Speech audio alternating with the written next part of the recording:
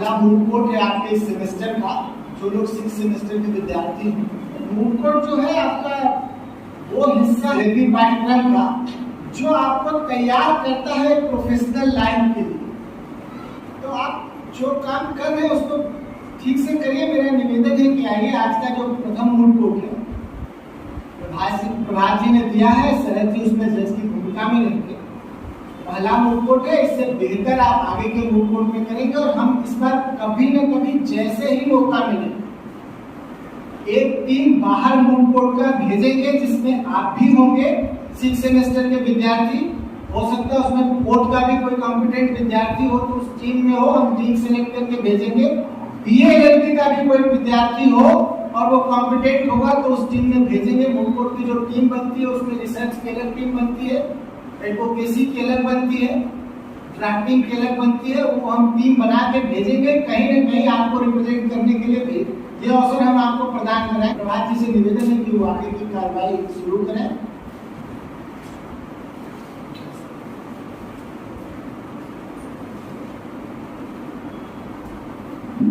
आगे की कार्रवाई के लिए मैं शरद सर को बुलाना चाहता हूं जज के रूप में।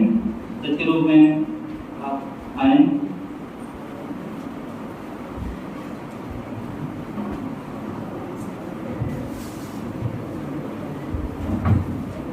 बहुत बहुत धन्यवाद सर।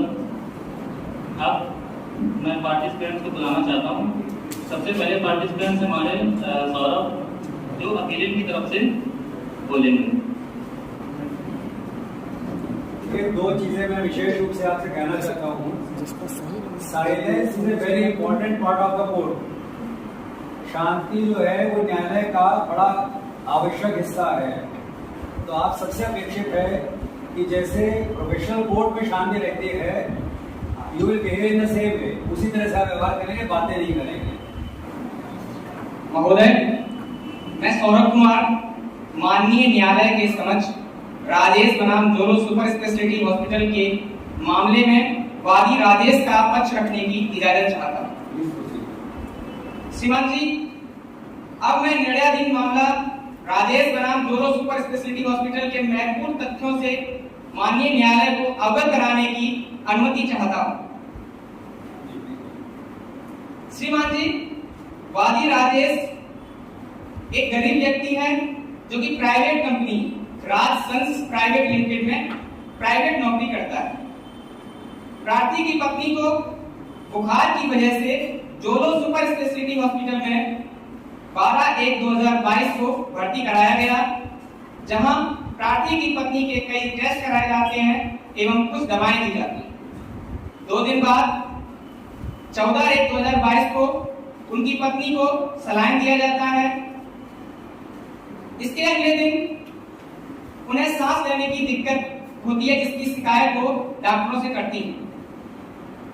डॉक्टर बिना उचित जांच के उन्हें ऑक्सीजन दे देते हैं, जिसके परिणाम स्वरूप उन्हें और समस्याएं होने लगती। लेकिन श्रीमान जी, इसी सभी प्रक्रम के बीच 12 से 15 3 दिनों के बीच प्रार्थी की पत्नी का स्वास्थ्य लगातार बिगड़ता ही रहता है। स्वास्थ्य में कोई बढ़ोतरी नहीं होती है। इसके बाद अगले दिन 16/1/2022 को सुबह 8 बजे जब मरीज होश में नहीं था, तब जोरो सुपर स्पेशलिटी हॉस्पिटल में वहां के डॉक्टरों ने लापरवाही से और अपने कर्तव्यों से बचने के लिए मरीज को एक अन्य अस्पताल सोलो सुपर स्पेशलिटी हॉस्पिटल में शिफ्ट कर दिया। सोलो अस्पताल ने मरीज को वेंटिलेटर पे रखा और उसे इंजेक्शन एट्रोपाइन जो कार्डियक अरेस्ट के लिए दिया जाता है, एक अगला इंजेक्शन एड्रेनालाइन जो गंभीर एलर्जी और कार्डियक अरेस्ट के लिए दिया जाता है, एक अन्य इंजेक्शन सोडा बाइकार्बोनेट जो गंभीर डायरिया में दिया जाता है। इनके साथ साथ उन्होंने डीसी शॉक भी दी। इसके बाद अंत में 16 तारीख को 11 बजे सुबह 11 बजे प्रार्थी की पत्नी की मृत्यु हो जाती है। सोलो हॉस्पिटल द्वारा दिए गए मृत्यु प्रमाण पत्र में मृत्यु की वजह मलेरिया एवं कार्डियक अरेस्ट बताया गया, जबकि जोलो अस्पताल के डॉक्टर वेंकर रिपोर्ट में बताते हैं कि उन्होंने प्रार्थी की पत्नी की मलेरिया के लिए कोई इलाज नहीं किया। इसके साथ साथ जोरो अस्पताल द्वारा मृतका की फाइल में भी मलेरिया का कोई उल्लेख नहीं किया गया। श्रीमान जी, निर्णयाधीन मामले में वादी राजेश की पत्नी की मृत्यु चिकित्सक लापरवाही के कारण हुई है, जो कि उपभोक्ता संरक्षण अधिनियम 1986 की धारा 1 की धारा 2 की उपधारा 1 की उपधारा O में परिभाषित सेवा शब्द के अंतर्गत आता है, जिसे इंडियन मेडिकल काउंसिल एसोसिएशन बनाम वीपी संथा AIR 1996 FSC 550 के मामले में निर्धारित किया गया। इसके अंतर्गत यह मामला सुनवाई योग्य है। इसके बाद यह मामला इसके साथ साथ भारतीय दंड संहिता की धारा 304A, जिसमें उपेक्षा द्वारा मृत्यु कारित करने के अंतर्गत भी यह मामला विचारणीय है। और चूंकि स्वास्थ्य का अधिकार मृतका का मूल अधिकार भी है, जो कि संविधान के अनुच्छेद 21 प्राण एवं दैहिक स्वतंत्रता के अंतर्गत आता है, में प्रदान किया गया है, जिसे पश्चिम बंगाल खेत मजदूर समिति बनाम पश्चिम बंगाल राज्य AIR 1996 के मामले में निर्धारित किया गया। माननीय न्यायालय को मैं चिकित्सक लापरवाही की परिभाषा से अवगत कराने की अनुमति चाहता हूं। किसी चिकित्सक या चिकित्सक द्वारा पर्याप्त देखभाल प्रदान करने की कमी के कारण एवं उचित दवाई न देने के कारण कदाचार किया जाता है, जिससे रोगी को नुकसान होता है और इस प्रकार डॉक्टर के कर्तव्यों का उल्लंघन होता है, तब ऐसा माना जाता है कि चिकित्सा लापरवाही की गई। डॉक्टर के लापरवाही बरतने के जो प्रमुख बिंदु हैं, उनका मैं माननीय न्यायालय का उनके ऊपर मैं माननीय न्यायालय का ध्यान आकर्षित करना चाहता हूं। पहला बिंदु है, डॉक्टरों ने मरीज के बीमारी के अनुसार इलाज नहीं किया। चूंकि मृत्यु प्रमाण पत्र से पता चलता है कि मृतका को मलेरिया था, परंतु प्रतिवादी हॉस्पिटल के डॉक्टर वेंकर के द्वारा प्रस्तुत रिपोर्ट में कहा गया है कि उन्होंने ना तो मलेरिया का इलाज किया और ना ही मलेरिया से संबंधित कोई दवाई दी। इसके साथ साथ प्रतिवादी अस्पताल के द्वारा मृतका की फाइल में भी कहीं भी मलेरिया का कोई जिक्र नहीं किया गया। इसके बाद मैं माननीय न्यायालय को दूसरे बिंदु से अवगत कराता हूं। दूसरे बिंदु में डॉक्टरों ने इलाज में पूरी सावधानी एवं ईमानदारी नहीं बरती, क्योंकि प्रतिवादी अस्पताल में मृतका के भर्ती होने से 12/1/2022 से और डिस्चार्ज होने तक 16/1/2022 तक मृतका का स्वास्थ्य तमाम टेस्ट और दवाओं के साथ साथ सलाइन देने के बावजूद बिगड़ता ही रहा, परंतु इसके बावजूद प्रतिवादी अस्पताल ने ना तो आगे कोई टेस्ट कराए और ना ही कोई एक्सपर्ट डॉक्टर बुलाया और ना ही पर्याप्त समय रहते किसी अन्य अस्पताल में भर्ती करवाया गया।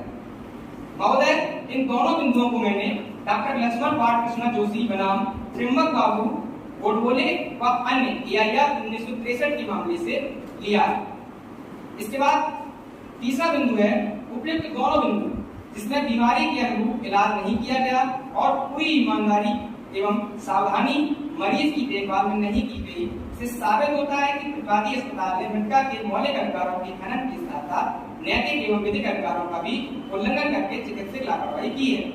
इसके साथ साथ प्रतिवादी अस्पताल का उद्देश्य दुराचारपूर्ण था, चूंकि प्रतिवादी सिर्फ वादी से रुपए ऐंठता रहा और पर्याप्त समय रहते उन्होंने ना तो किसी अस्पताल में भर्ती कराया और ना ही कोई उचित दवाई दी।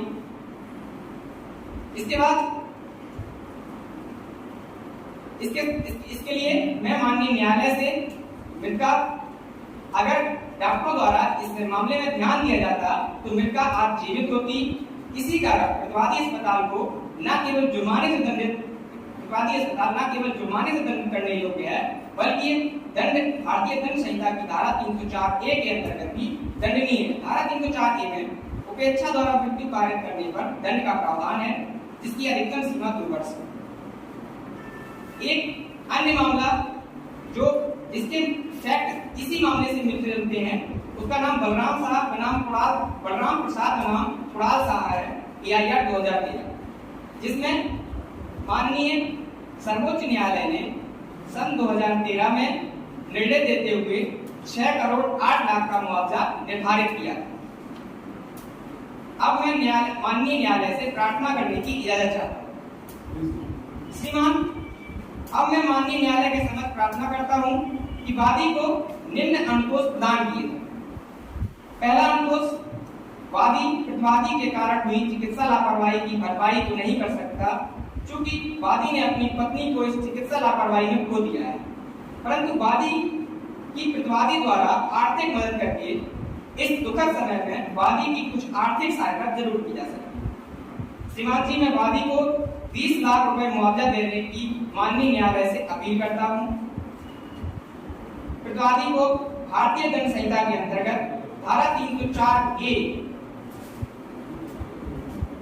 के अंतर्गत भी दंडित किया जाए, जिससे चिकित्सकों को भी अपने कार्यों पर, अपने कृत्यों पर पछतावा हो और भविष्य में भी ऐसा दुस्साहस न करें। इसके अतिरिक्त माननीय न्यायालय न्याय हित में जो भी अनुदेश उचित समझे वो वादी को देने की कृपा करें। धन्यवाद।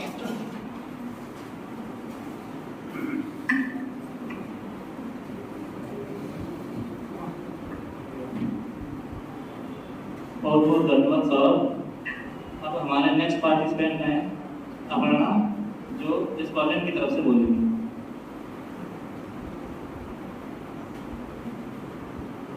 A very good afternoon, sir.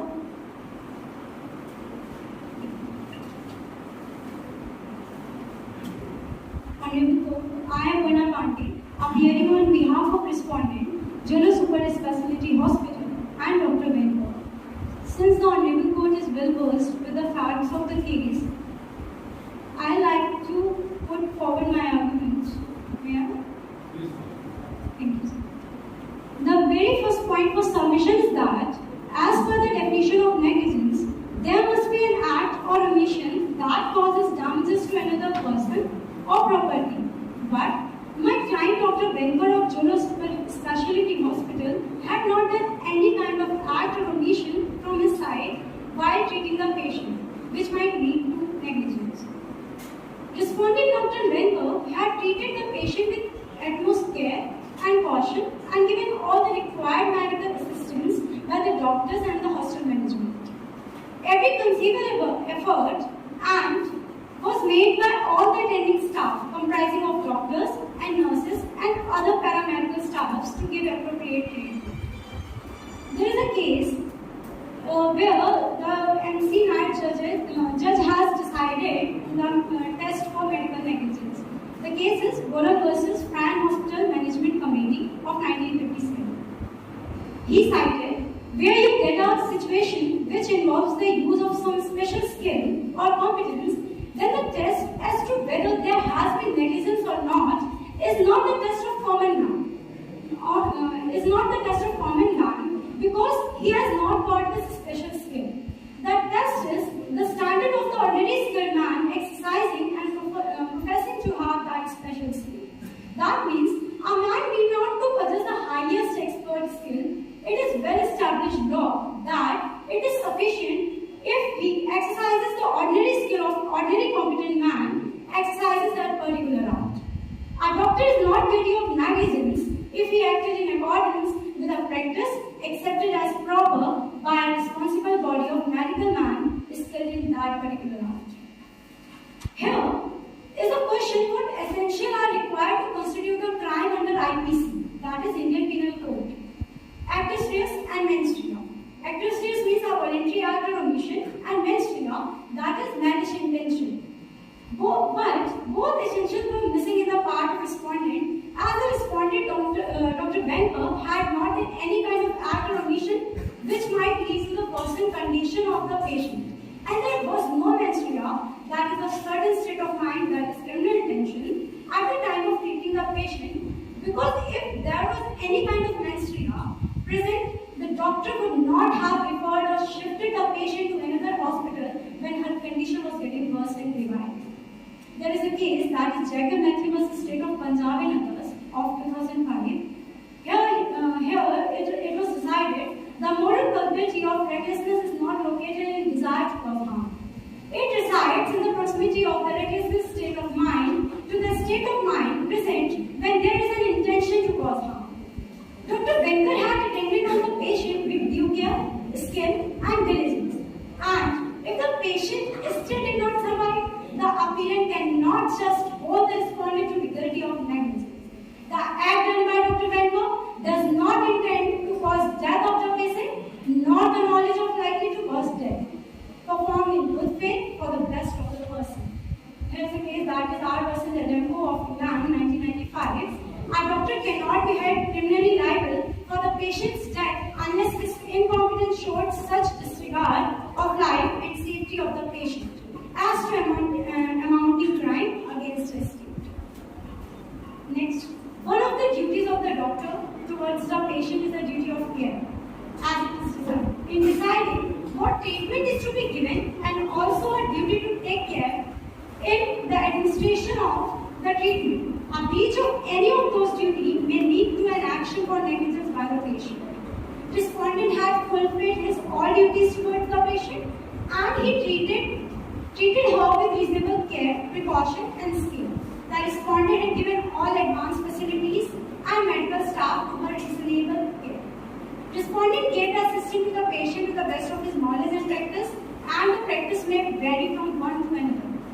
Referring to a case that is Tarun Thakur versus Dr. Nasir Amsarov of 2002, here it was cited, the skill of medical negligence differs from the doctor to doctor.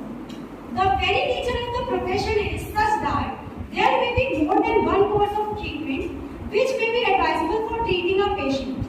Courts would indeed be slow in attributing negligence on part of a doctor if he has performed his duties to the best of his ability and with due care and caution. Medical opinion may differ with regard to the course of action to be taken by a doctor treating a patient, but as long as a doctor acts in a manner which is acceptable to the medical profession. Next, the respondent did the act with reasonable care. Dr. Venkat took charge of the patient under personal care and all of the necessary tests were done. The reports of all the tests were done were normal and no presence of any other grievous disease as was mentioned by the appellant of malaria was not mentioned. So the respondent treated with the normal symptoms of fever.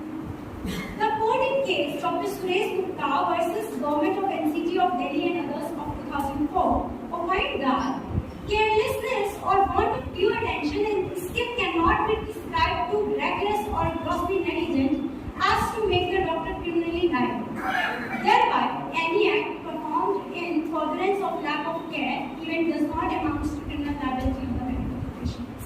Further, Andrews versus Director of Public Prosecutions of 1927 case, where Lord Atkins stated that simple lack of care in imposing criminal liability is not enough, as a very high degree of negligence is required to be proved before commission of an offence is established. Thus, considering the quantum of care and precaution taken by the management of Jolo Super Specialty Hospital and Dr. Venkat while treating the patient, would not criminal negligence as they acted in the best interest of the patient with the indulgence of standard care in the process. Here the concept of good faith in respect of criminal liability operates differently as nothing is said to done or believed in good faith which is done or believed to done without care or attention. It is mentioned in the section 52 of the IPC, and here is a general exception in section 88 of the IPC, that is, nothing which is not intended to cause death is an offence by reason of any harm which it may cause or known by the order to be likely to cause to any person for whose benefit it is done in good faith, and who has given up consent, whether express or implied, to suffer that harm or to take the risk of that harm. Here is the case like Hux versus Cole, 1968. Lord Denning expressed that a medical practitioner cannot be held liable merely because things went wrong from the mischance or through an error of judgment, but could be liable only where his conduct fell below to that of the standards of a reasonable competent practitioner. In this matter, the conduct of Dr. Becker and hospital management in no course fell below the standard of responsibility. Thus, person acting under such principle of good faith cannot be determined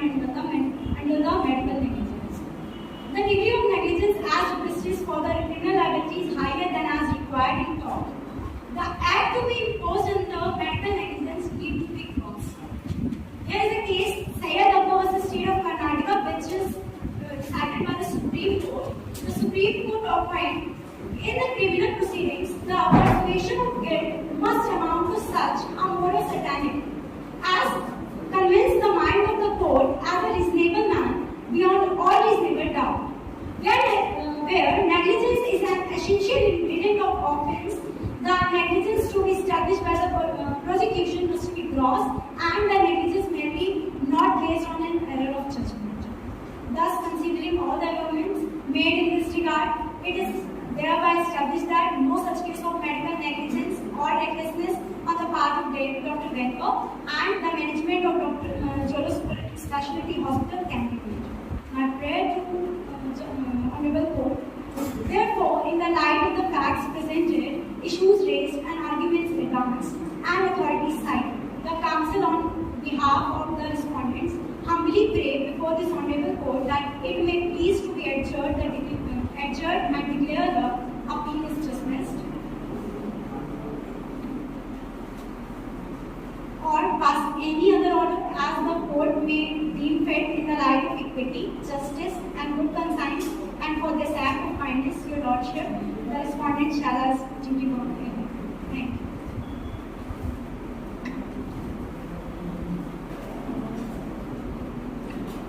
thank you प्रणाम। अभी आप लोगों ने appellate की side से सुना, respondent की side से सुना कि मेडिकल नेग्लिजेंस क्या होता है, क्या नहीं होता है, ठीक है। तो जब एक डॉक्टर को एक्ट करता है तो ये समझा जाता है कि डॉक्टर अपनी फुल फेथ में वो एक्ट करेगा, लेकिन अगर वो एक्ट काम हो जाता है तो क्या हम डॉक्टर को कोई सजा देंगे या उसके ऊपर फाइन लगाएंगे या नहीं लगाएंगे, ठीक है। तो ये जो बहस चल रही है, सिर्फ दो बिंदुओं के बारे में बहस चल रही है। पहला कि क्या जो ये केस है मेडिकल नेग्लिजेंस में आता है या नहीं आता है, ठीक है। और अगर मेडिकल नेग्लिजेंस है तो उसमें सिविल लायबिलिटी होगी या क्रिमिनल लायबिलिटी होगी। इसी चीज को दोनों लोगों ने प्रस्तुत किया, आगे भी इसी चीज को डिस्कस करेंगे हम लोग, ठीक है। आगे जो हमारे पार्टिसिपेंट्स हैं, अश्वनी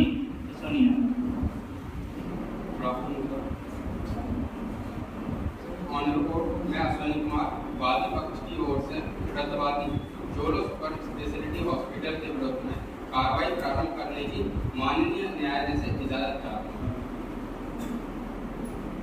ऑनरेबल कोर्ट, इस मामले के तथ्य कुछ इस प्रकार हैं। वादी राजेश एक प्राइवेट कंपनी राज प्राइवेट लिमिटेड में नौकरी करता है। वादी अपनी पत्नी को बुखार से पीड़ित होने की वजह से 12 जनवरी 2022 को जोलो सुपर स्पेशलिटी हॉस्पिटल में भर्ती करता है। अतः मेरी न्यायालय से प्रार्थना है कि इस मामले के तथ्य साक्ष्य को देखते हुए वादी राजेश को प्रतिवादी जोलो सुपर स्पेशलिटी हॉस्पिटल द्वारा 10 लाख रुपए मुआवजा और इलाज में हुआ खर्च को देने की निर्देश प्रदान करें। नेक्स्ट पार्टिसिपेंट छवि गुप्ता, ठीक है, रेस्पोंडेंट अपीलेंट की तरफ से।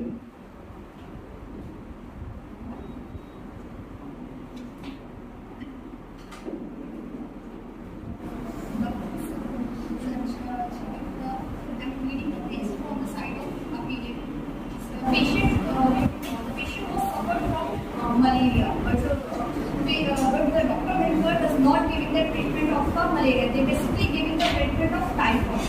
They giving a sign and it's basically in the process of diarrhea and dehydration process. It's a basic treatment जो डॉक्टर वेंकर ने पेशेंट को दिया। एंड जब पेशेंट सोलो हॉस्पिटल में एडमिट किया गया है, that was time she was completely clinically death situation, completely clinical death हो चुका था। And medical negligence defined the police medical negligence basically two words से बना हुआ है। It's a medical and negligence. Medical negligence is just a basically misconduct by a doctor or doctor staff. It's here not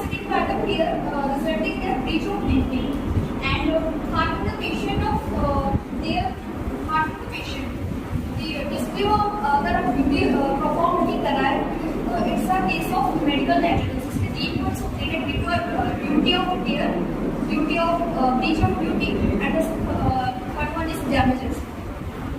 उसके लिए 10 से 12 दिन उसको time होता है, उसके बाद उसका सिम्टम्स आते हैं बॉडी में। इसका मीन ये था कि जब उसको फीवर था और उसको सलाइन भी दिया जा रहा था, उसके बाद उसको ऑक्सीजन की भी नीड, तो ये बेसिकली नेग्लिजेंस का केस है, जिसमें डॉक्टर ने कंप्लीट नेग्लिजेंस किया।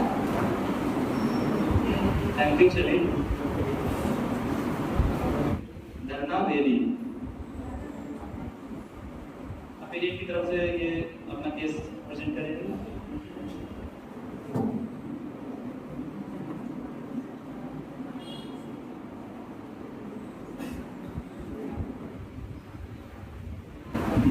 The council seek permission to approach the rights.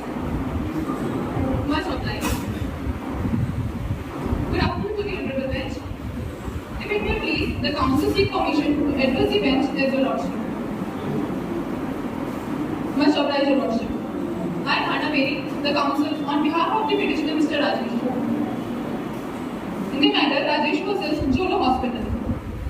My learned counsel has already dictated the facts and you are well versed with it.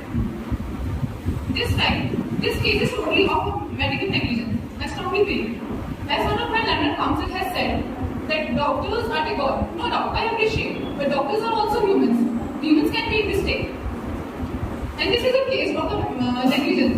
The negligence comprises of 3 components. First one is there should be existence of legal duty towards the patient. As the patient is there is a implied contact between a doctor and a patient, just like a teacher and a student. There must be a breach of legal duty and damage caused to the patient by existence of legal duty. The 3 components are already happened in our case. One thing more, the doctor has not applied to proper reasonable care, which already represented by the petition and the report. One of the prescription I also want to give to you.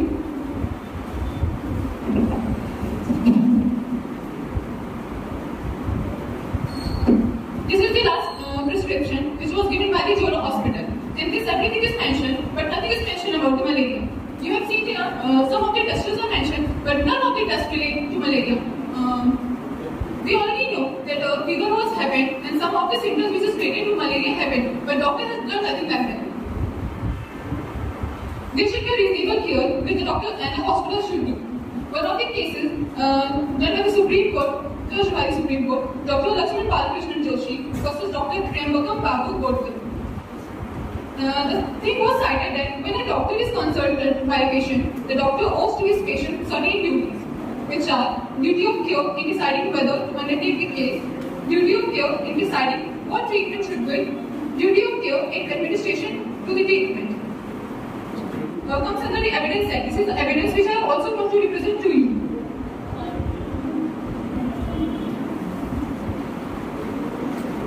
There should be a remedy which I want on behalf of my petitioner, appellant and the petitioner. Compensatory action, punitive action, disciplinary action, and the recommendatory action. Compensatory action just because of the so much financial losses what happened to him, and in fact he was unable to save his life by spending so much of amount.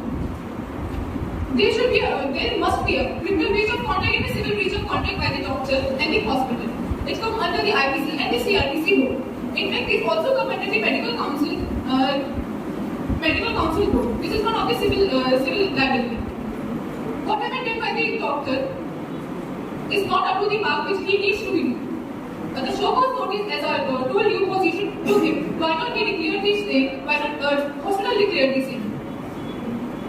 But what the London Council also said that he has applied the due skill, competence, and everything. If the person is or the doctor has applied the due competence, then why should that kind of things happen? But he not declared the same on the report. And another day, in the Jolo Hospital, the second one, the person died because of the cardiac arrest to malaria. Malaria can't be happened in a day. We all know very well.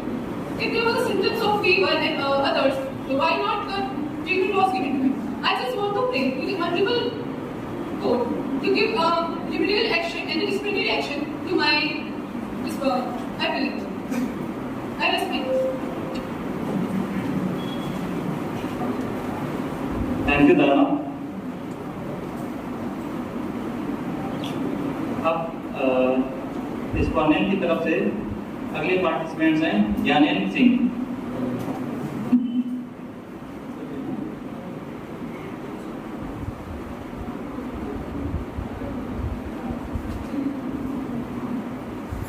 महोदय, मैं ज्ञानेंद्र सिंह माननीय न्यायालय के समक्ष Rajesh versus Jolo super speciality hospital में Jolo super speciality hospital की तरफ से पक्ष रखने की इजाजत चाहता हूँ। प्रतिवादी के डॉक्टर वेंकर और जोलो हॉस्पिटल के अधिकारियों ने अपने भरसक प्रयास की और रोगी का इलाज करने में कोई लापरवाही और ढिलाई नहीं की। ईमानदारी से रोगी के जीवन को बचाने के लिए सभी संभव प्रयास किए। मान्यवर, कोरोना टेस्ट इस टेस्ट को माननीय सुप्रीम कोर्ट ने Jacob Matthew versus state of Punjab में उपयोग में लिया है, जिसमें डॉक्टर को 2 ही केसों में नेग्लिजेंस दोषी पाया जाता है। एक, या तो डॉक्टर के पास डिग्री ना हो या उसकी प्रैक्टिस में कमी हो। लेकिन डॉक्टर विक्रम, जो कि एक एमबीबीएस डॉक्टर हैं और पिछले 30 सालों से प्रैक्टिस में हैं, जिस कारण इन्हें नेग्लिजेंस के केस में बाहर रखा जाए। इसी केस से मिलता जुलता सुधा Gupta versus state of Madhya Pradesh 1999 का केस है, जिसे माननीय मध्य प्रदेश हाई कोर्ट के द्वारा निर्णित है कि ऐसे केस में नेग्लिजेंस से छूट प्रदान की गई है। अतः अब मैं प्रतिवादी जोलो हॉस्पिटल की तरफ से माननीय न्यायालय से प्रार्थना करता हूँ कि प्रतिवादी पर वादी द्वारा लगाए गए सारे आरोप कंपनसेशन प्रोटेक्शन एक्ट के अंतर्गत और आईपीसी के सेक्शन 304A के अंतर्गत दंड कार्रवाई के लिए झूठे और बेबुनियादी हैं। अतः माननीय न्यायालय से प्रार्थना करता हूँ कि प्रतिवादी के सभी न्यायिक कार्रवाइयों से मुक्त कर दिया जाए और निर्णय मामला Rajesh versus Jolo super speciality hospital case को खारिज कर दिया जाए। साथ ही साथ माननीय न्यायालय प्रतिवादी जोलो सुपर स्पेशलिटी हॉस्पिटल वादी राजेश से पूरी सहानुभूति रखता है और उसके साथ इस दुखद घड़ी में उसके साथ है। इसके साथ साथ माननीय न्यायालय न्यायिक में जो भी अनुतोष प्रतिवादी को प्रदान करेगा वह स्वीकार्य है।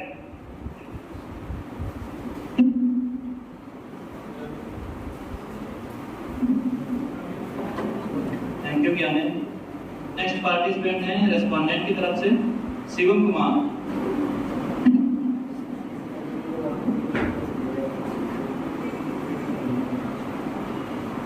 महोदय, मैं शिवम कुमार आपके समक्ष रिस्पोंडेंट की तरफ से जोलो हॉस्पिटल का पक्ष रखना चाहता हूँ, जिसमें न्यायालय की इजाजत चाहता हूँ।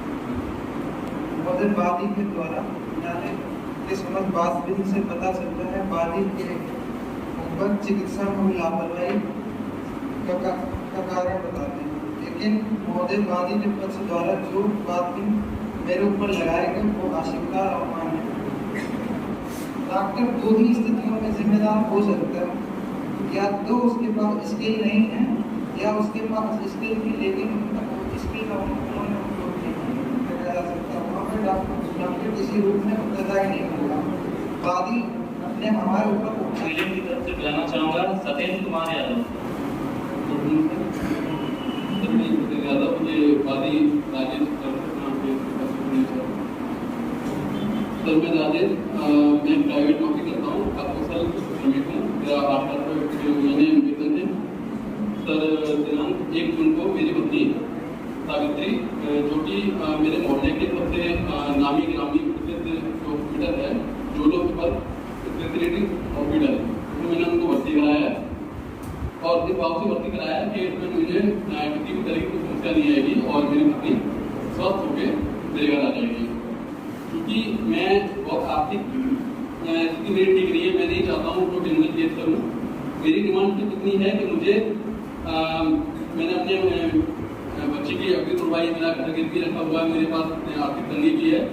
मैं इसको जो नेग्लिजेंस है इनका मामला सुप्रीम कोर्ट की कई सारी नोटिस भी आई है, जिसमें मैंने मेंशन भी किए हैं अपने केस में, और जो अग्नि तुड़वाई है जो मैंने पैसा लिया हुआ है उसकी रिसिप्ट सर मैंने लगा दी है अपने केस में, उनकी लगी हुई है। सर, मैं 50,000 रुपये की इसमें डिमांड करता हूँ, मुझे दिवाइड है प्लस जो मेरा राजी खर्चा है बस मेरी मांग। Thank you Satyendra. Next participant भी अपीलेट की तरफ से हैं Ritika Saxena.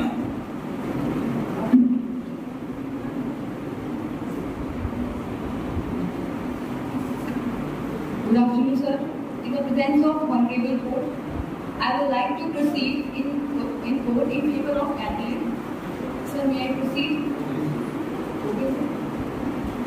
Sir, as mentioned in the facts that you have already cleared about each and every perspective of the fact, but the main issue I want to raise in front of the court is that the Zolo Hospital has done all the treatment according to respondent and counsel. The Zolo Hospital has done all the proper treatment. But my first question is that if Zolo Hospital has done all the treatment, then why the wife has died? Why the appellant wife has died? Because there is some kind of medical negligence has been seen. The first and the foremost, we can see that Zolo Hospital has done all the tests. All the tests has been done by the Zolo Hospital, but then also after 2 days they could not diagnose with any kind of disease. And after 2 days they gave saline. What is the use of this in this situation? What is the use of saline? First question is that. And second question is, when the wife is causing difficulty in breathing, they are providing her with oxygen. If they have done all the tests, all the medical reports were clearly mentioned that why she is still not well. If she is not well, then they would have provided her with proper medical treatment. This is the first and the foremost negligence that has been seen from the part of Zolo Hospital from the respondent side. So, due to this, sir, my client has suffered a huge loss. He suffered from financial loss also. Around 20 lakh rupees has been spent over this treatment. And also he suffered from mental disturbance. Actually, he lost his wife due to the medical negligence over the staff and the doctor. So, respondent due negligence toward the treatment. Since the test has been done by Zolo Hospital, then also no disease found. No behavioral measures have been taken from the respondent side. Sir, my client, if proper treatment has been given in proper time, then they would have saved his wife. But due to this, he might have saved his wife, but due to medical negligence from the doctor's side or from the staff side, they do not provide them with such kind of facilities, and they shifted the client from Zolo Hospital to Solo Hospital. And when Solo Hospital doctor recovered the report, he clearly mentioned in the report that the client had died from cardiac arrest. And also malaria. Malaria cannot be diagnosed. Malaria is a kind of illness which has been from 7 days. But since this point I want to raise here is malaria has been found in the report. Malaria is diagnosed malaria has been fever has been arrived from 7 days. But then also they could not diagnose malaria. So the main point is that the clearly report from the Solo Hospital is that she suffered from cardiac arrest and also from malaria, but no proper treatment has been done. So it clearly mentioned that, sir, the respondent has negligent act towards the appellant. So my prayer towards the court is to take strict action under Section 304 of Indian Penal Code 1860, and which shows that negligence results in causing death of a person not amounting to culpable homicide. So here breach of legal duty from the respondent side has been clearly mentioned, clearly seen. And to avoid reasonable amount of compensation which the appellant has been suffered from mental loss and also from the financial loss. That's all I want to tell you. Thank you so much. Thank you, Rita. Next participants, Mohit.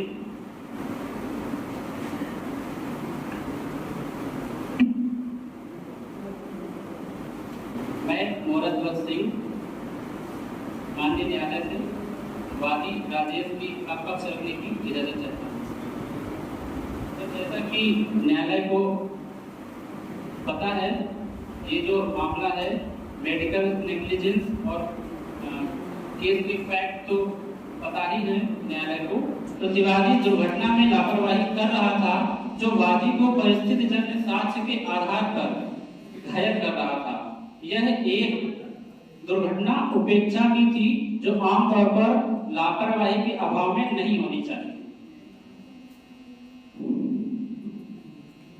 तो माननीय न्यायालय से मेरा यही अनुरोध है कि मेरे मुवक्किल को उचित अनुतोष एवं कर्तव्यों की लापरवाही में की गई प्रतिवादी को उसके लिए कड़ी से कड़ी सजा दी जाए, साथ ही हॉस्पिटल का लाइसेंस रद्द किया जाए। Thank you.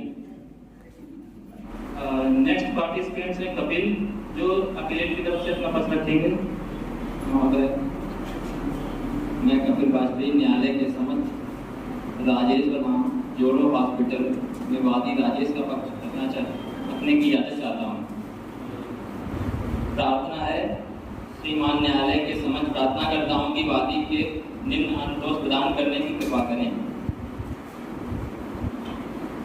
वादी को प्रतिवादी के कारण हुई चिकित्सा लापरवाही से कार्य हुई क्षति की भरपाई को नहीं की जा सकती, परंतु वादी को प्रतिवादी द्वारा आर्थिक मदद करके इस दुखद समय में वादी की कुछ मदद कर सकते हैं। श्रीमान जी, मैं वादी को 32,05,000 रुपए न्यायालय के से अपील करता हूँ कि दिलाया जाए। प्रतिवादी को भारतीय दंड संहिता 1860 के अंतर्गत धारा 304A, धारा 336 के अंतर्गत दंडित किया जाए, जिससे चिकित्सक को भी अपने किए हुए कार्यों का पछतावा और भविष्य में ऐसा न करने का दुस्साहस न करें। इसके अतिरिक्त न्यायालय में श्रीमान न्यायालय जो भी अन्य अनुतोष उचित समझे वह प्रदान करने की कृपा करे। मान्य।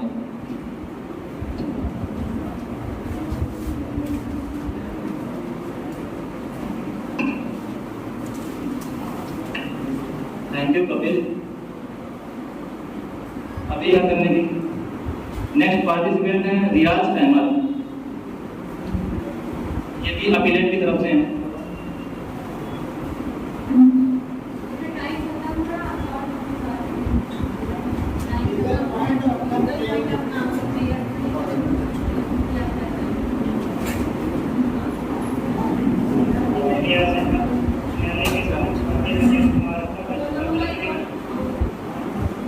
इजाजत चाहता हूँ। मैं न्यायालय बताना चाहता हूँ कि विचाराधीन मामले में राजेश माता जोड़ो सुपर स्पेशलिस्ट हॉस्पिटल में वादी राजेश की पत्नी निम्न चिकित्सा लापरवाही के कारण हुई है, जो है जेकर महतो पंजाब राज्य है 2005 के मामले में सर चिकित्सा लापरवाही के कारण जो मिले हैं सर, उसके तहत सर IPC सेक्शन 304 के तहत सर बच्चा द्वारा प्रतिकारित होती है। सर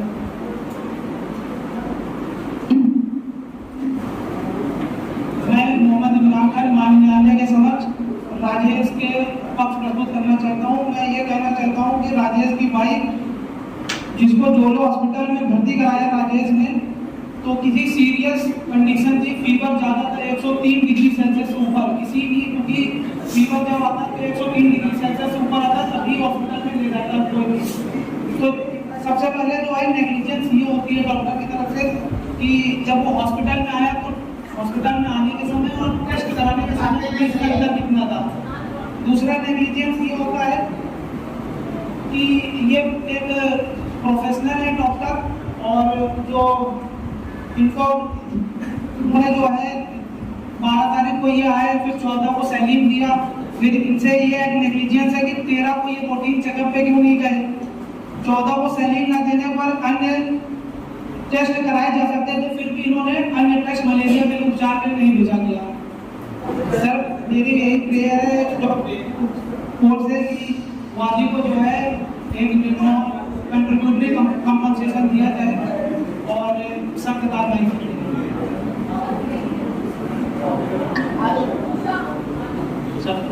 आ जाइए।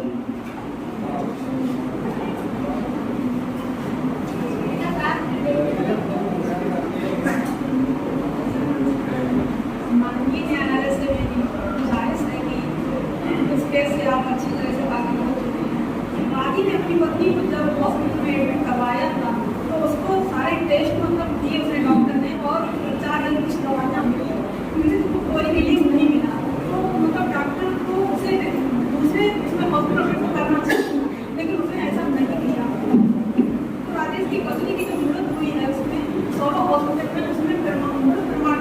रिकॉर्डिंग बताया गया है जिसमें 40 अरेस्ट थे और मलेरिया, जबकि उसकी कोई उसमें जांच नहीं हुई और जैसा एडमिट होने के 2 दिन के बाद उसको सोलाइन दिया गया, जबकि उससे उसका कोई फायदा नहीं हुआ था। प्रमाण पत्र के अनुसार मरीज को मलेरिया था, लेकिन मलेरिया का उपचार नहीं किया गया। शायद उसकी इसी कारण से हुई, अगर उसकी कार्रवाई ना की गई होती तो शायद राजेश की पत्नी की मृत्यु ना हुई होती। भारतीय दंड संहिता 1872 की धारा 304A के तहत ये उसमें मतलब प्रावधान है कि व्यक्ति किसी की मृत्यु हो जाती है तो एक गैर इरादत हत्या है। जब इसलिए IPC की धारा 304A के तहत मुकदमा पंजीकृत किया जाए और डॉक्टर के खिलाफ उसे सजा मतलब जो हो उसको दी जाए तथा उसकी जुर्माना लगाया। Thank you sir. Good afternoon sir, मैं संदीप शुक्ला प्रतिवादी की तरफ से ऑनरेबल कोर्ट, मैं प्रतिवादी की तरफ से आपके समक्ष कुछ बिंदु रखना चाहता हूं, क्या आपकी अनुमति है? पॉइंट 1, जैसा कि वादी राजेश जी ने मेरे क्लाइंट जोलो हॉस्पिटल और डॉक्टर बैंकर के खिलाफ केस दायर किया हुआ है। आप और हम सभी लोग अपनी रेपुटेशन बनाने के लिए कार्य करते हैं, जैसा कि कई वर्षों से जोलो हॉस्पिटल और डॉक्टर बैंकर शहर में लोगों की देखभाल और अच्छे स्वास्थ्य के और अच्छे इलाज के लिए लोगों के प्रति कार्यरत हैं और अच्छे संबंध बनाए हुए हैं समाज में। ऑनरेबल कोर्ट, कोई भी हॉस्पिटल और डॉक्टर बैंकर अपनी रेपुटेशन खराब नहीं करना चाहता है। नेक्स्ट पॉइंट, डॉक्टर बैंकर मरीजों के प्रति बहुत ही अच्छा प्रभाव का व्यवहार है, उनकी छवि भी लोगों के प्रति अच्छी है। संपूर्ण कैरियर में यह पहला मामला है जो कोर्ट में डॉक्टर बैंकर के खिलाफ आया हुआ है। डॉक्टर बैंकर की तरफ से किसी भी प्रकार का कोई गलत इलाज नहीं किया गया है। डॉक्टर बैंकर को शहर में प्रतिष्ठित व्यक्तियों के रूप में भी जाना जाता है और सरकार के माध्यम से इन्हें कई अवार्ड भी प्रस्तुत किए गए हैं। डॉक्टर बैंकर की छवि खराब करने के लिए यह आरोप लगाए जा रहे हैं जो कि ये गलत है। ऑनरेबल कोर्ट, आपसे विनम्र निवेदन है कि मेरे क्लाइंट की छवि को खराब होने से बचाया जाए और धारा 304A और केस को खारिज किया जाए। धन्यवाद। जज साहब, आपको कोई सुझाव पहले 2-3 चीज। पहला कोर्ट था जो मैं सुन पाया, मेरा अपना व्यस्तता था कॉलेज का। देखिए, मूल कोर्ट में फैक्ट से ज्यादा ला के पॉइंट पे डिस्कशन उनका रिप्रेजेंटेशन अच्छा था, आपको ज्यादा लोग पार्टिसिपेट किए, आए डायस पे बोले, लेकिन जो आपको फैक्ट इश्यू पे बोलना था, जो ला का पॉइंट था, वो ज्यादातर लोगों ने जिनको मैं सुना वो नहीं। बहस में फैक्ट डॉक्टर ने क्या किया ये इम्पोर्टेंट नहीं, नेग्लिजेंस हुआ या नहीं हुआ ये आपको बताना है, वो आप में से कोई बता नहीं रहा। आपको शरद जी बताएंगे आगे के मूड कोर्ट में आप सुधार करिएगा। फैक्ट और भाषण के तरह अगर आप उसे देंगे तो कोर्ट उसे सुन लेगी, नहीं रिकॉर्ड में लेगी। आगे मैं कोशिश करूंगा कि एक वीडियो उपलब्ध कराऊं कि मूड कोर्ट कैसे होता है, तो उसके प्रक्रिया में हूँ, आप सबको ग्रुप पे भेजूं, क्योंकि लगा के दिखाना तो बहुत मुश्किल है कि आप उसको देखिए और भविष्य में मैं स्टूडेंट जज ही बनाऊं और ये हो सकता है मैं अगले ही मूड कोर्ट में करूं। मैं उस प्रक्रिया पे काम कर रहा हूं कि मूड कोर्ट का पूरा प्रक्रिया स्टूडेंट के द्वारा ही चलाया है, उसमें हमारा पार्टिसिपेशन सिर्फ सुपरविजन का। तो थोड़ा मेरे को सहयोग करिए, मैं आगे आपके लिए बेहतर करूंगा और बेहतर एक्सपर्ट बुला के कराऊंगा, अपने रिसोर्स से बुलाऊंगा और बेहतर मूड कोर्ट के एक्सपर्ट बुलाऊंगा। इसके साथ हम शरद जी को आमंत्रित करेंगे कि वो आए और आज के मूड कोर्ट के बारे में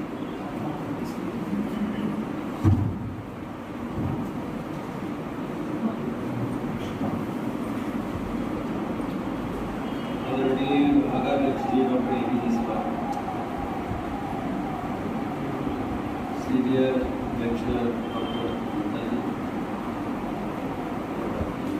Dr. Words are the carrier of thoughts. शब्द क्या होते हैं? हमारे विचारों का संवहन करने के माध्यम। अपने विचारों को हम दूसरे तक पहुंचाते हैं शब्दों के द्वारा। आप में से कई विद्यार्थियों ने स्वतंत्र रूप से विचार करके बोलने का प्रयास किया, ये प्रशंसा की बात है। लेकिन पहला मूव कोर्ट था, सब लोग आकर के एक बार ही सीखते हैं। स्विमिंग का ओलंपिक में गोल्ड मेडलिस्ट भी कभी ना कभी पहली बार नदी में उतरा होगा मांगे पेट शुगर सीख के लिए। तो पहली बात तो ये है कि ज़्यादा से ज़्यादा विद्यार्थियों को इसमें पार्टिसिपेट करने का प्रयास करना चाहिए। जिन विद्यार्थियों ने पढ़ा उनको अपना जो राइटअप है उसको पढ़ने की गति धीमी रखनी चाहिए। आप पढ़ ले रहे इसका मतलब नहीं दूसरा समझ लेगा। आप गति धीमी रखेंगे तब व्यक्ति समझ पाएगा कि आप क्या बोल रहे हैं। तो जब वो समझेगा तभी कोई विचार बना पाएगा। विशेष रूप से अंग्रेजी हम लोगों की मातृभाषा नहीं है, तो जो विद्यार्थी जिन्होंने अंग्रेजी में राइटअप पढ़ा कुछ लोगों ने अच्छा प्रयास किया, लेकिन हिंदी की तुलना में अंग्रेजी में आपके पढ़ने की गति धीमी होनी चाहिए, जिससे जो जज होते हैं वो भी समझ सके, आपके जो मित्र हैं विद्यार्थी वो भी समझ सके और टीचर भी समझ सके कि आप क्या हो। तो सबसे इम्पोर्टेंट बात कि आप सबसे बढ़िया बात तो ये है कि बिना लिखे ये बोलिए। मैंने जो एक ग्रुप की क्लास की थी उसमें जितने विद्यार्थी हैं तो मैंने उनको ब्रीफ किया था बैठिए कि विषय को पढ़ो और आधे घंटे खुद विचार करो कि इसमें किस बिंदु पर विचार किया जा रहा है, तो आपका एक आत्मविश्वास डेवलप होगा बोलने में। कुछ लोगों ने पढ़ना शुरू किया तो बिना जो है चेयर को देखे बहुत पढ़ते ही चले गए। आई टू आई कॉन्टेक्ट बहुत इंपॉर्टेंट चीज है। वो आपका कॉन्फिडेंस शो करता है, जिससे आप बात कर रहे हैं उसके साथ एक संबंध स्थापित हो। तो हमेशा ध्यान रखिए, चाहे मूड कोर्ट हो चाहे कोई इंटरव्यू हो, आप अगर आई टू आई कॉन्टेक्ट रखेंगे इंटरव्यू बोर्ड के साथ में तो आपकी बात को ज्यादा प्रभावी ढंग से दूसरे तक पहुंचा पाएंगे। इसलिए आपको जरूर जो व्यक्ति जो चेयर है ऑडियंस से बोल रहे हैं तो ऑडियंस ये नहीं कि आप एक इधर देख करके बोल रहे हैं, हमेशा आई टू आई कॉन्टेक्ट करके पूरी गैदरिंग को एड्रेस करना चाहिए और आई टू कॉन्टेक्ट करना चाहिए। पहला पॉइंट ये मैंने आपसे कहा, मुझे लगा कि आपको बताना चाहिए था। दूसरी बात यह है कि कुछ लोगों का अंग्रेजी का तलफ़ुज़ कमजोर है, उच्चारण। शब्द है equity, justice and good conscience. कुछ लोगों ने कॉन्शियंस शब्द का सही प्रयोग नहीं किया। अंग्रेजी में थोड़ी विचित्रता है कि विभिन्न शब्दों में कुछ अक्षर साइलेंट हैं, जिसका कोई वैज्ञानिक व्याकरण का नियम नहीं है।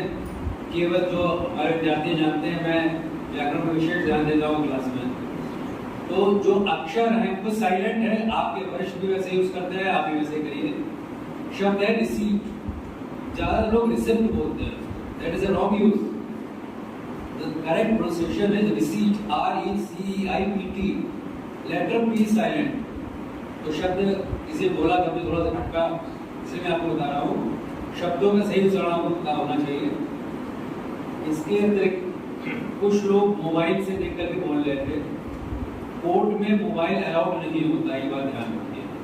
ये आभासी कोर्ट है, इसका मतलब ये है कि भले ही आप लोग फोटो बैंड नहीं लगाए हैं, जज साहब फोटो बैंड नहीं लगाए हैं, लेकिन सारी प्रक्रिया जो है वैसे ही करनी चाहिए।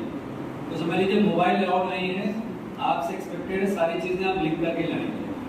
कोर्ट में तो ये मोबाइल की बेल बज जाए, जज साहब से कंसीडर कर लेते हैं, यानी आप मोबाइल भी जब हो जाएगा आपको भी इस बात की सजा दी जा सकती है कि शाम तक जब तक कोर्ट चले आप कोर्ट में किनारे बैठे रहिए।